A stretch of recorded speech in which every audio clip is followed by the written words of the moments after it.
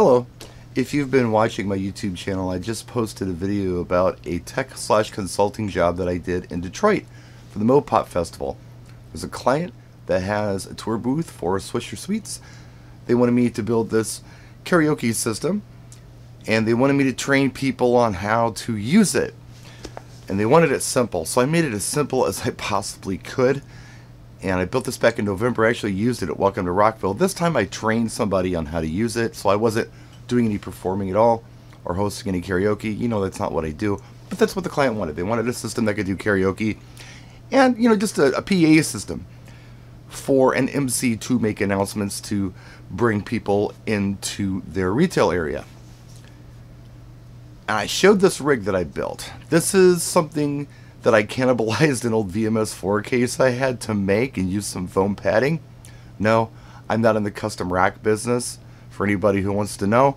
This is just something that Frank, the tour manager, and I put together to kind of consolidate everything before we went to Detroit to do this show.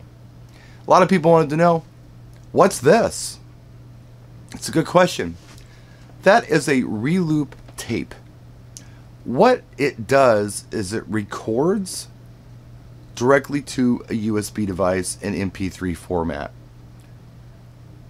So, back in the old days, American Audio had a mixing board that had a recording feature on it. You could pop a USB drive into the mixing board, press record, and anything coming out of the speakers would record to the USB drive in an MP3 format.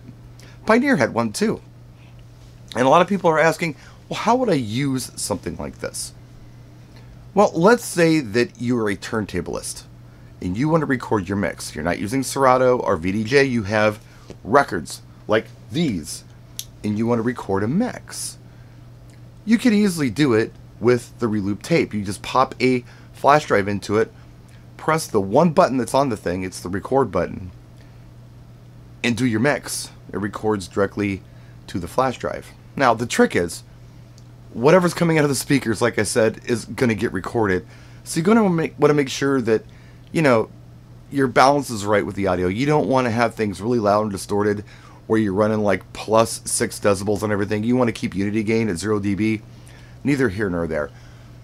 So how was it used here?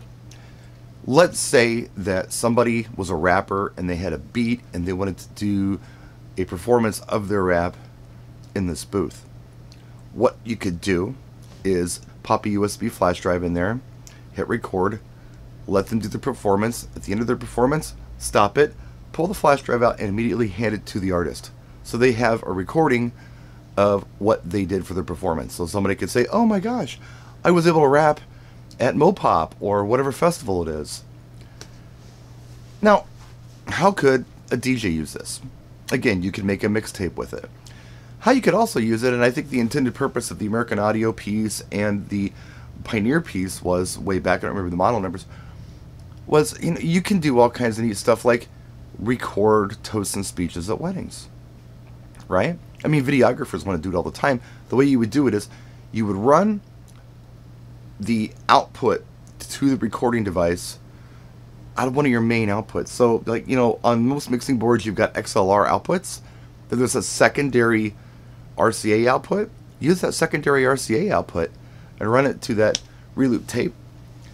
And when the, let's say, father of the bride wants to do his toast and you want to record it, you can pop a USB flash drive in there, press record, and when it's over, you can just hand it to him. There's no post-production or anything. Whatever came out of those speakers ended up on that USB flash drive. I've looked around. When I bought it, I got it on Amazon and it wasn't very expensive. They've gone up in price. I think Guitar Center and Sweetwater and everybody that I looked at has it retail for $159. So that's what it costs. That's maybe how a person could use it. Just some ideas. You could even do wedding vows. If you're doing a wedding ceremony and you want to record the audio portion of it to a USB flash drive, you could use something like this to do that. And then you can do whatever you want with it. You can hand it to the client. You can hand it to the videographers so they have the recording from the board that they could put into their video post-production if they want to. Yeah, that's what it is. That's what it does. And I hope that answered your questions. If you got any more questions on this rig, let me know in the comments section. I'll probably do some more videos on this. There's stuff to talk about. I did post a video of my 2 days doing the tech job here, and it was just a tech job. There was no performance.